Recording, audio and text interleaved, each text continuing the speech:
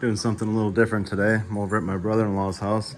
I married into a family of drag racers, so he races a factory stock Cobra jet Mustang. He needed an extra pair of hands pulling the engine out of this today.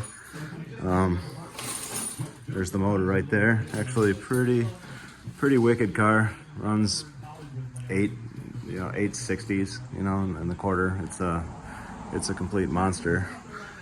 But yeah, so it's my brother-in-law's car. My father-in-law has a 68 Roadrunner that's a super stock, and he bought it new in 68.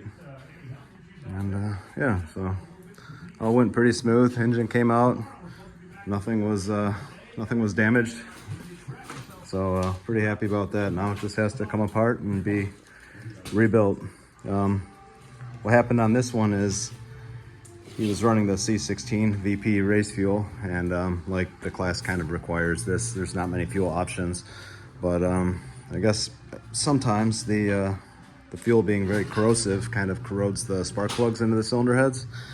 So even though the plugs were done the season before, coming out, they damaged the threads. So we figured it was a good opportunity to just pull the whole thing out and just go through everything. It has enough runs on it where it's about time to do a rebuild anyways. So that's how we kind of justified it, but that's it. Thanks for watching.